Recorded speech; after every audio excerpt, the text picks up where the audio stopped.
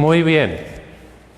Como Lucy dijo al principio de la reunión, vamos a hablar, igual como ahorita, de uno de los pasajes más famosos de la Biblia. Y especialmente en tiempos como esa, por razones obvias, es muy popular. Y es el Salmo 91. Lo leímos para comenzar la reunión. Y de lo que quiero hablar el día de hoy es cómo activamos el Salmo 91 en nuestras vidas. Y antes de entrar en eso, vamos a leer todo el Salmo. Dice el Salmo 91, el que habita al abrigo del Altísimo morará bajo la sombra del Todopoderoso. Diré yo al Señor, refugio mío, castillo mío, mi Dios en quien confío. Porque Él te librará de la trampa del cazador y de la peste destructora. Con sus plumas te cubrirá y debajo de sus alas te refugiarás. Escudo y defensa es su verdad. No tendrás temor de espanto nocturno, ni de flecha que vuele de día, ni de peste que ande en la oscuridad, ni de plaga que en pleno día destruirá. Caerán a tu lado 1000 y 10,000 a tu mano derecha, pero a ti no te llegará. Y ciertamente con tus ojos mirarás y verás la recompensa de los impíos. Porque al Señor, que es mi refugio, al Altísimo, has puesto como morada. No te sobrevendrá mal, ni la plaga se acercará a tu tienda, pues sus ángeles dará órdenes acerca de ti, para que te guarden en todos tus caminos. En sus manos te llevarán, de modo que tu pie no tropiece en piedra. Sobre el león y la cobra pisarás, y hollarás al leoncillo y a la serpiente. Porque en mí ha puesto su amor, yo lo libraré. Lo pondré en alto. En cuanto ha conocido mi nombre, Él me invocará y yo le responderé. Estaré con Él en la angustia, lo libraré y lo glorificaré. Lo saciaré de larga vida y le mostraré mi salvación. Entonces, por razones obvias, obviamente ese salmo se ha repetido mucho en esos días, especialmente el versículo 10, que es lo que dice. En el versículo 10 dice, no te sobrevendrá mal, ni la plaga se acercará a tu tienda. Entonces, obviamente, pues es algo de lo que sacamos. ¿Por qué? Porque es una promesa de Dios. Pero la pregunta es, ¿cómo hago que funciona? Porque es obvio que no funciona para todo el mundo. ¿Sí? Hay reporte de alguna manera de cristianos y que están enfermos y que pasa cosas malas y cosas así. Y desde un principio quiero aclarar que no porque una persona le pasa algo malo quiere decir que no ha tenido fe o que ha hecho algo malo. Por ejemplo, tenemos el que nació ciego y la primera pregunta de los discípulos fue, ¿quién pecó? ¿Quién hizo algo mal? ¿Él o sus papás? Y Jesús dijo, no es que pecó ni él ni sus padres, sino para que la obra de Dios sea glorificada en él. O tenemos el caso de Job. Entonces, desde un principio, quiero decir que no hacemos eso para apuntar el dedo a alguien y decir, no, pues ya es que no tuvieron fe o no sé qué, sino que vemos a nuestras propias vidas, ¿cómo puedo yo hacer que y asegurarme que eso realmente esté funcionando en mi vida? Ahora, la gente tiene diferentes estrategias para activar el Salmo 91 y uno de los más populares es la siguiente, y es todo. Tienen una Biblia en su casa Y entre más grueso mejor, entre más antiguo mejor. Y esa Biblia está abierto, ¿dónde? En el Salmo 91. Y porque de alguna manera creo que como que tiene algún poder mágico, que se acerca un ladrón a la casa y ven, no, pues ahí está Salmo 91, pues no te metes. O por ahí anda un virus COVID y se acerca a la casa, ve la Biblia abierta al Salmo 91 y se muere el virus, ¿sí? Porque la Biblia está abierta al Salmo 91. Incluso hay casas donde está la Biblia en el Salmo 91 y tiene medio centímetro de polvo sobre eso. Y yo creo que si somos honestos, pues sabemos que probablemente no funciona así, porque no es como que en las cosas del reino de Dios las cosas no funcionan por magia. ¿Sí? Las cosas funcionan, es algo vivo, es algo que tiene que ver con fe. Otros hacen lo siguiente, dicen, oye, voy a leer el Salmo 91 y es más, lo voy a memorizar. Ahora, yo creo que es bueno tener una Biblia en tu casa y yo creo que es bueno memorizar la palabra de Dios, pero no porque tienes memorizado el Salmo 91 o tienes hasta memorizado toda la Biblia, eso no garantiza que sea vigente en tu vida. Otros van todavía un paso más y dicen, ¿saben qué? Yo tengo que salir y voy a declarar 3 veces el Salmo 91. Y cada vez que hacen alguna cosa, declaran Salmo 91 o alguna cosa de la Biblia. Ahora, igual que leer, igual que memorizar, es bueno declarar, es bueno hablar la palabra de Dios en fe, pero tampoco es lo que hace que se funciona en nuestras vidas. Esas son promesas, pero juntos con muchas promesas en la Biblia tenemos una condición. Y a veces como cristianos tenemos un problema. Tenemos la Biblia de las promesas. ¿Sí? Hay Biblias de promesas, hay libros de promesas de Dios, hay páginas web con colecciones de versículos con promesas para cualquier cosa. ¿Y qué hacemos?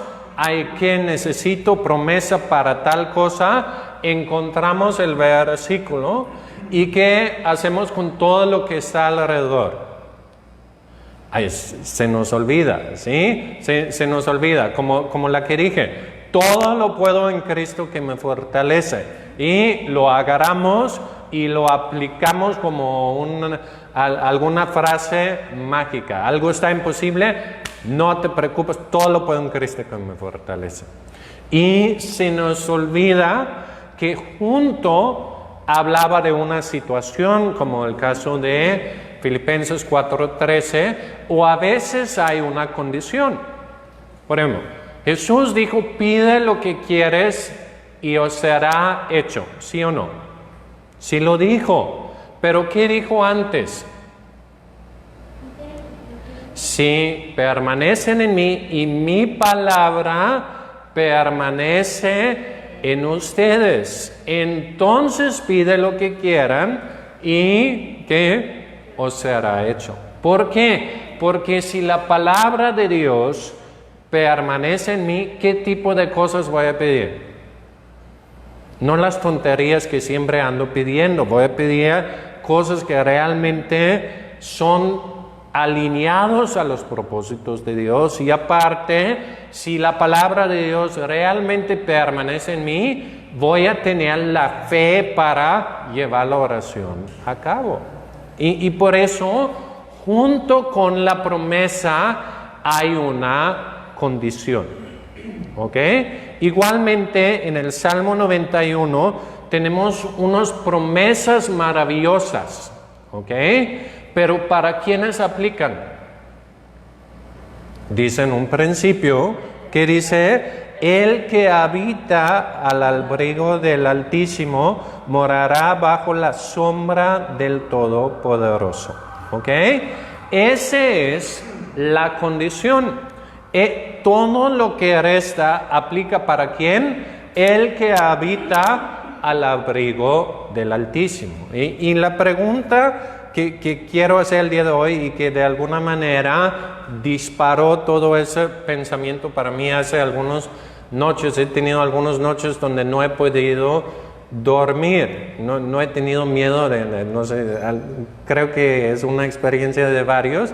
No es que he tenido ni miedo, ni preocupado, ni nada, nada más como que ¡ping! Estoy despierto y gracias a Dios como que he ido con la Biblia, con Dios y cosas así. Y en una de esas noches, de repente me llegó la pregunta, ¿dónde vives? ¿Dónde habitas?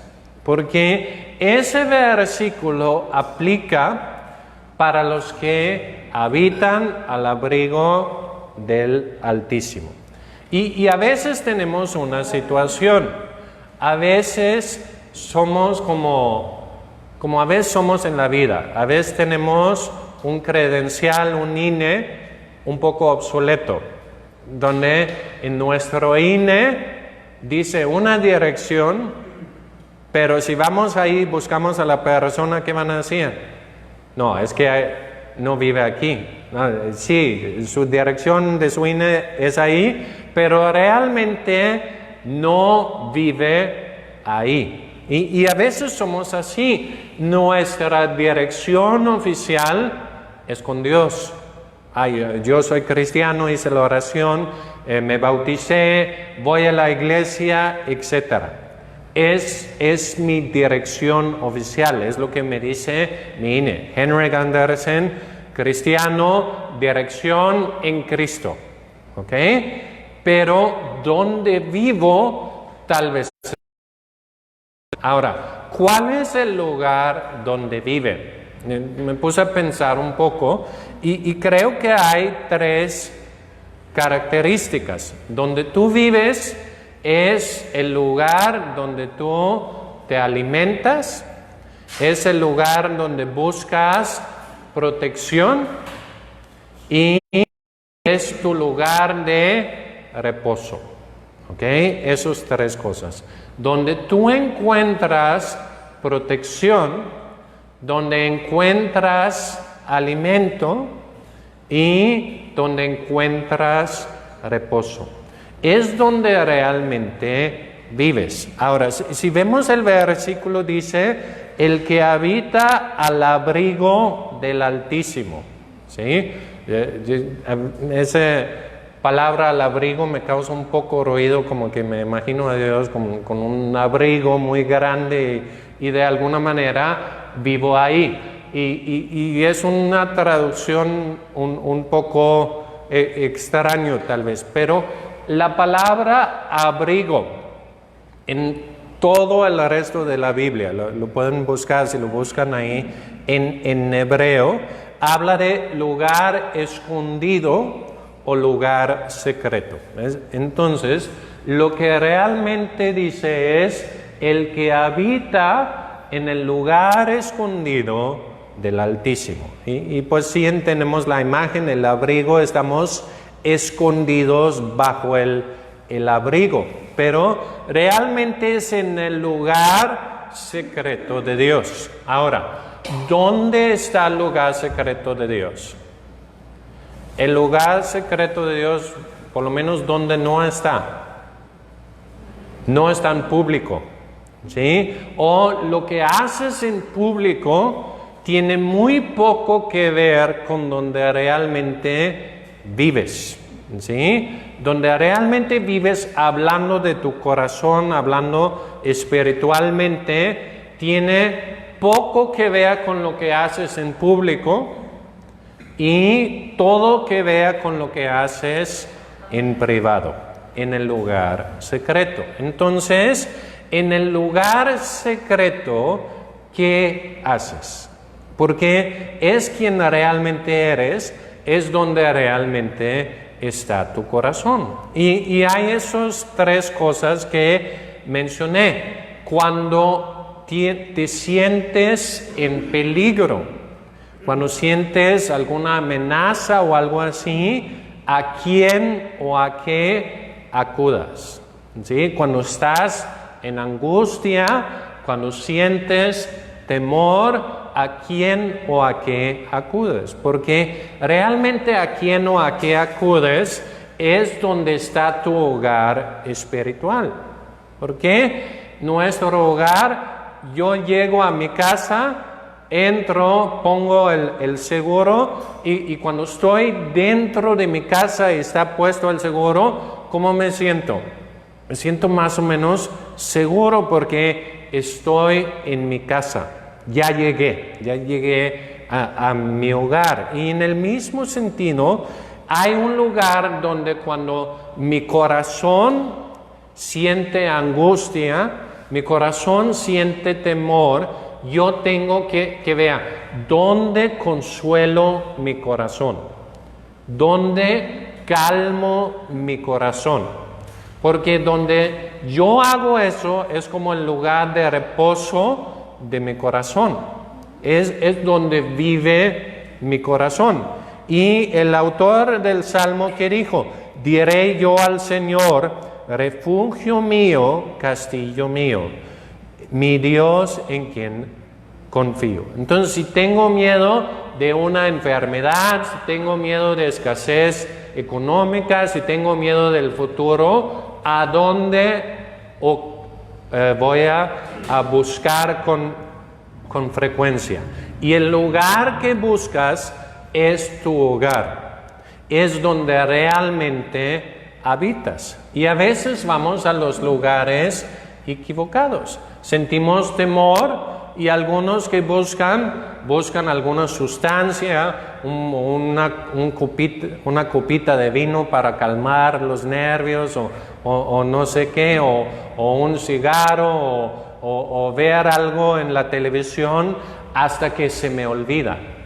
Y si hago eso, en cierto sentido es donde estaciono mi corazón, es donde vive mi corazón. Y si vive ahí, no vive bajo la sombra de Dios, vive en otro lugar. El segundo es dónde te alimentas o de qué te alimentas. Porque tu hogar es donde más tiempo, el lugar donde más veces te alimentas. Y aquí obviamente no estamos hablando del alimento físico, sino cuál es el alimento de tu corazón. Y nuestro corazón de qué se llena, de lo que vemos, de lo que escuchamos. ¿Cómo puedo saber de lo que está lleno mi corazón? De lo que habla, porque Jesús dijo, de la abundancia del corazón habla la boca. Entonces, si tú quieres saber de qué restaurante ha estado comiendo una persona espiritualmente hablando, nada más déjalo hablar. O escúchate a ti mismo hablar. Y según lo que sale de tu boca, pues puedes ver dónde realmente como. Y yo puedo de vez en cuando ver una película, una serie o un video, algunas cosas, pero si es mi alimento principal, tengo un problema. Porque ese quiere decir que he puesto mi hogar en otra cosa, el cual no es Dios. Entonces yo necesito asegurarme que la cosa que fortalece, nutre, hace crecer mi corazón, sea la palabra de Dios. Entonces, protección, provisión, igualmente reposo. Tu hogar es donde vas y buscas descanso para recuperar tus fuerzas. ¿Dónde vas cuando te sientes agotado? ¿Qué usas para que te recarga las pilas de tu corazón? Porque ese es otro factor de ¿qué? De tu hogar. Entonces, en esas tres cosas, yo puedo ver más o menos dónde está morando mi corazón. Ahora, hay una última cosa. Cada hogar tiene muros, ¿ok? Tiene un límite y hay algo que está adentro y hay algo que está afuera de los límites. Igualmente, la morada de Dios tiene sus límites. ¿Y cuáles son los límites? Sus mandamientos, lo que Dios dice, ¿sí? Ahora, ¿por qué ponemos límites? Porque lo que está dentro de esos límites es bueno y lo que está fuera de esos límites está malo. Entonces, la palabra de Dios me habla de muchas cosas. ¿Cómo debo manejar mi dinero? ¿Cómo debo manejar mi sexualidad? ¿Cómo debo llevarme con otra gente? ¿Y qué sucede si yo manejo mi vida fuera de como Dios lo ha mandado? Por ejemplo, Dios ha mandado que la sexualidad debe ser un hombre y su mujer y nada más. Pero si yo lo llevo afuera de eso, ¿dónde estoy con mi vida? Estoy fuera de la casa. ¿Sí? Estoy fuera de los muros. Y si estoy fuera de los muros, ¿dónde no estoy? No estoy bajo la sombra. ¿Por qué? Porque aunque mi INE dice con Dios, hay áreas de mi vida que dice fuera de Dios. Entonces, ¿qué debo hacer? Asegurarme que lo que hago está basado en la palabra de Dios. Jesús habla un poco similar de eso. Usa la misma analogía de la casa, nada más dice que tú construyes la casa. ¿Y qué dice? El que oye mis palabras y que actúa según ellos. Es como alguien que tiene la casa sobre la roca. Tener tu casa sobre la roca es igual que tener tu casa bajo la sombra de Dios. Son dos metáforas o imágenes de la misma cosa. ¿Y qué dice? Llegan las aguas, llegan los vientos, llega al norte y la casa no cae, porque está sobre la roca, está bajo la sombra. Pero el que oye la palabra y no actúa sin ello, construyó sobre la arena. O en otras palabras, no se quedó dentro de los límites de la roca, no quedó dentro de los muros de la casa, y cuando llegan los tiempos malos, que dice, cae. Entonces, debo pensar en eso. Donde realmente mora mi corazón es donde busco protección, alimentación y reposo. Y con Dios, Dios ha puesto límites sobre cómo su palabra dice que debemos vivir. Y si yo estoy ahí, yo estoy ¿qué? Bajo la sombra. Ahora, si podemos poner el versículo 1 otra vez. Dice, morará bajo la sombra del Todopoderoso. Ahora, la palabra ahí para morar, en la mayoría de los casos de la Biblia, es usado para pasar la noche. ¿Ok? Entonces, si yo habito en el lugar secreto de Dios, si en secreto me fortalezco con Dios, tengo una vida con Él y vivo mi vida dentro de los muros de lo que dice su palabra, ¿dónde voy a pasar la noche? Bajo su sombra. Ahora, noticias, todos vamos a pasar la noche. A todos el viento y las aguas va a pegar nuestra casa, nuestra vida. Pero es muy diferente pasar la noche en la calle y pasarlo en una buena casa. Y si yo hago esas cosas que he dicho, yo pasaré la noche bajo la sombra de Dios. ¿Y qué quiere decir eso? Que esas promesas que hemos leído aplica para mí. porque Él te librará de la trampa del cazador. ¿Qué es la trampa del cazador? Cuando algún ser humano te busca hacer mal. Cuando alguien te está haciendo una mala jugada. De la peste destructora. Luego dice, con sus plumas te cubrirá y debajo sus alas te refugiarás. Jesús una vez estaba parado viendo a Jerusalén y ¿qué hizo? Lloró. Porque ¿qué dijo? ¿Cuántas veces te he querido juntar como qué? Como una gallina quería juntar sus pollitos y ¿qué dijo? No quisiste. ¿Sí? Y Dios quiere protegernos.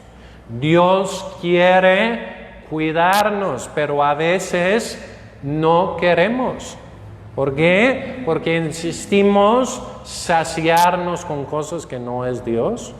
O insistimos vivir un estilo de vida o manejar cosas como la palabra de Dios claramente dice, así no es. Y si es así, Dios está diciendo, yo quisiera tenerte bajo mis alas, pero andas corriendo para allá. ¿Y cuál es el problema? Ya no estás protegido. Y Jesús habla de que como resultado para Jerusalén llegó destrucción. Y muchas veces andamos corriendo en otras partes y como resultado estamos desprotegidos. El 5, no tendrás temor de espanto nocturno. ¿Cuántos han visto cosas espantosas en la noche? ¿Sí? Hay cosas espirituales que a veces se nos enfrentan. ¿Y qué dice ahí? Dios te va a librar de eso. Ni de flecha que vuele de día, riesgos de diferentes tipos, ni de peste que anda en la oscuridad, ni de plaga que en pleno día destruye. Caerán 1000 a tu lado y 10,000 a tu mano derecha, pero a ti no te llegará. Ciertamente con tus ojos mirarás y verás la recompensa de los impíos. Y luego el 9, aquí, ¿qué dice? Porque al Señor que es mi refugio, al Altísimo has puesto como morada. ¿Quién pone la morada? Tú. Tú decides dónde moras, tú decides dónde vives. No te sobrevendrá mal, ni la plaga se acercará a tu tienda. Ahora, esa promesa fue dada por primera vez ¿a quiénes? Al pueblo de Dios. Sin embargo, ¿qué también tenemos en el pueblo de Dios? Habla de que los levitas tenían mandamientos de ¿qué? Que se veían lepra y cosas así. ¿Qué hacían con la gente? Los pusieron en cuarentena. ¿Ok? Entonces, ese no quiere decir, no, ese quiere decir que yo soy inmune a cualquier cosa y yo hago lo que me pega la gana y no sigo instrucciones de nada. No quiere decir eso. Pero, ¿qué sí puedo creer? Si yo hago lo que me dicen, si me comporto con prudencia, que no me llegará. ¿Sí? Voy a confiar en la protección de Dios. Luego dice, pues a sus ángeles dará órdenes acerca de ti para que te guarden en todos tus caminos. Ahora, ¿de quién hemos escuchado esas palabras? ¿Alguien no muy bueno? ¿Alguien de hecho muy malo? Satanás, ¿cuándo dijo esas palabras? En el desierto. ¿Sí? Con Jesús, lleva a Jesús a un lugar alto y dice, lánzate, porque escrito está. Y saca esa promesa. ¿Y Jesús qué dice? Sobres, aquí voy. No. ¿Qué dijo Jesús? También escrito está, no tentarás al Señor tu Dios. Ahora, ¿qué es tentar a Dios? Es decir, a ver si Dios realmente está conmigo y hace alguna tontería. ¿Ok? Y es igual. O sea, no, tú manejas como loco porque escrito está. Tú haces eso, no pasa nada. Y a veces caemos en eso, en tentar a Dios. Cuando sacamos una promesa y es lo único que vemos en la Biblia. ¿Sí? Por ejemplo, hay gente que lee, voy a diezmar y Dios me va a prosperar. Sí, pero Dios también habla de trabajar diligentemente con sabiduría, de manejar sabiamente tu dinero. Dice muchas otras cosas acerca del tema. Y por eso yo necesito saber no solamente lo que está escrito, sino también lo que también está escrito. Decía, sí, la palabra de Dios dice eso. Sí confío en Dios, pero la palabra de Dios también habla de que debo seguir instrucciones, habla que Dios daba a su pueblo instrucciones sanitarias que tenían que seguir, etc. Entonces, ambas cosas son ciertas. Y una cosa que es cierto en la Biblia no invalida otra cosa. No puedo tomar ese versículo, esas promesas, y usarlo como licencia para hacer una locura. Decir, no, pues aquí dice, yo tengo mi promesa, no pasa nada. ¿Por qué? Caería en tentar a Dios y me va a ir mal. Pero si en mi vida inevitablemente tengo que pasar por uno de esos riesgos, ¿qué ahora voy a decir? Dios, yo tengo que pasar por eso, estoy en una situación de riesgo, pero tu palabra dice, y yo voy a tomar esa promesa. Ahí sí tomo la palabra de Dios. Entonces dice, porque el Altísimo has puesto como morada, el 10, no te sobrevendrá mal, ni la plaga se acercará a tu tienda, pues a sus ángeles darán órdenes acerca de ti, para que te guarden en todos tus caminos. En sus manos te llevarán, de modo que tu pie no tropiece en piedra.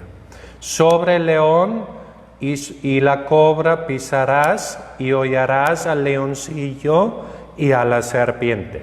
Ahora, Jesús, cuando habla de ese versículo, ¿a qué refiere? Al ejército del enemigo. No está refiriéndose que voy a ir al zoológico y pisar todos los animales. Obviamente, en las condiciones que vivían en aquel tiempo, sí había más contacto con bestias y peligro de ese tipo, pero también aplica resistencia espiritual. El 14 dice, porque en mí ha puesto su amor yo lo libraré. Otra vez, ¿de quién habla? Del Salmo. Como Él ha puesto en mí su amor, yo lo voy a librar y lo voy a poner en alto, por cuanto ha conocido mi nombre. Todo eso es parte de habitar con Dios. Si habito con Dios cada día, lo voy a amar más. Si habito con Dios, cada día lo voy a conocer más. El 15, Él me invocará y yo le responderé. Con Él estaré en la angustia, lo libraré y lo glorificaré. Ahora, ¿qué dice aquí? El hecho que tengo promesas y que los vive, no quiere decir que no voy a tener problemas. No quiere decir que no voy a tener momentos difíciles. Sí, Jesús nunca nos promete una vida sin problemas. Al contrario, nos promete muchos problemas. Él dice, en este mundo tendrán tribulaciones. ¿Sí? Es una promesa que no muchos claman. ¿Sí? Yo clamo esa promesa que voy a tener tribulaciones. Aparte vienen solos. ¿Sí? Pero ¿qué dice? Ten ánimo, yo he vencido al mundo. Entonces, Dios no nos promete una vida sin problemas. ¿Sí? Dios no nos promete una vida donde nunca estamos en peligro, donde nunca sufrimos ningún mal. ¿Qué sí nos promete? Estar con nosotros y danos la victoria en medio de todo eso. ¿Sí? Que dice, yo estaré con él, ¿dónde? En la angustia. Y lo voy a librar ¿de qué? De su problema. ¿Sí? Y por eso, el hecho que estás en un problema, el hecho que algo malo te pasó, no quiere decir que no tuviste fe y entonces el Salmo 91 no funciona para ti y no sé qué. No, a veces cosas malas pasa a gente buena. Es el tema del libro de Job. Job, alguien que vivió una vida ejemplar. Si alguien habitaba al abrigo del Altísimo, era Job.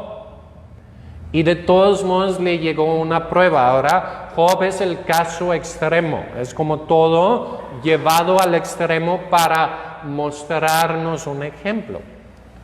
Que aunque pasa mal, aunque sucede cosas que no entendemos, que oye, yo hice las cosas bien y algo malo me pasó, aún en eso está Dios. Y lo que la Biblia nos dice es, acuérdense del final de Job.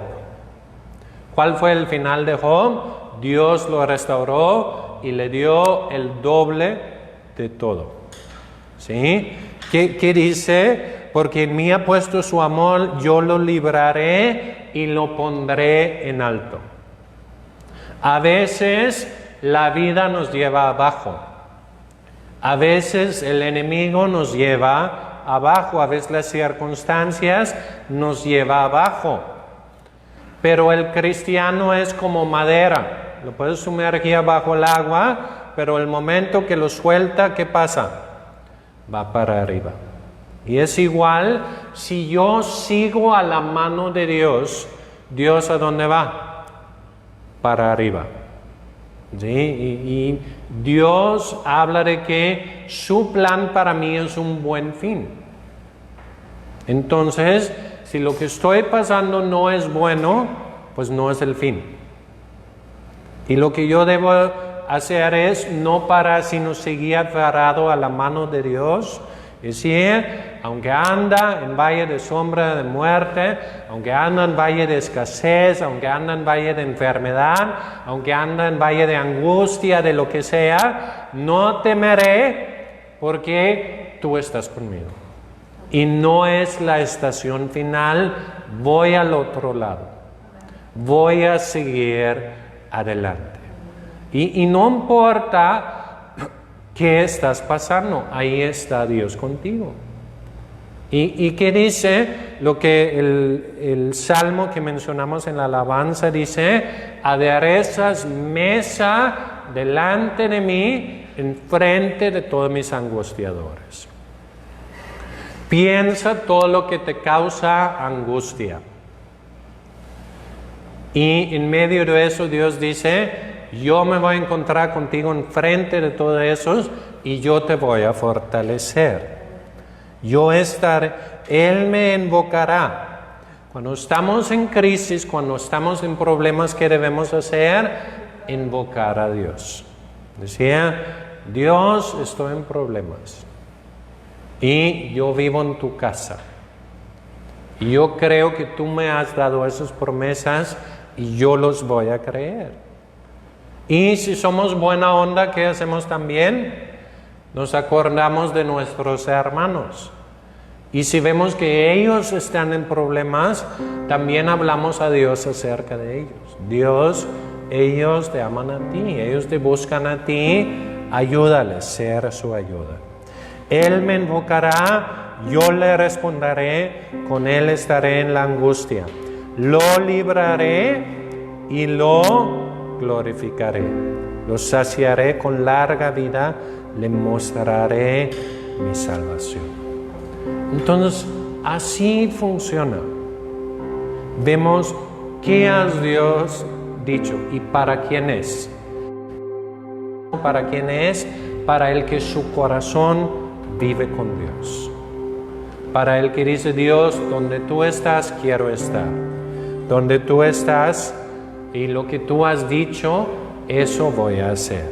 Y Y cuando estamos así, estamos bajo la sombra de Dios. Vamos a orar. Papá, te damos gracias por tu palabra, por tus preciosas promesas. Y papá, yo te pido que no leamos la Biblia con tijeras, que no quitamos cosas y los ponemos solos donde no tienen sentido, sino que realmente decidimos vivir en Cristo, vivir bajo tu sombra, vivir en tu lugar secreto, fortalecernos de ti, reposar en ti, hacer lo que dice tu palabra, para que cuando llega la tribulación, los problemas, tenemos la fe de tú estás conmigo, tú me vas a sacar de eso. Y papá, pedimos por los que están en tiempos de problemas, en tiempo de tribulación, en tiempo de angustia. Papá, yo te pido que puedan encontrarte a ti en medio de la angustia. Si hay cosas que ellos han hecho que los han llevado ahí, que se den cuenta y que se arrepientan. Y si han caminado bien, que tengan la fe que tú sí los amas y que tú sí les vas a sacar de eso.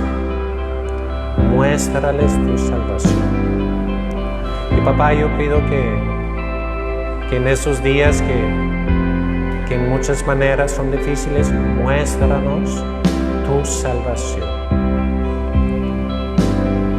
Y que podemos ser ejemplos para otros. Y decir a otros, ven aquí. Aquí es bueno vivir. Es bueno vivir con Dios. Es bueno caminar a la mano de Dios. Y hay espacio para todos. Llénanos de tu espíritu. Llénanos de tu paz. Llénanos de tu fe y tu amor. En el nombre de Jesús. Amén.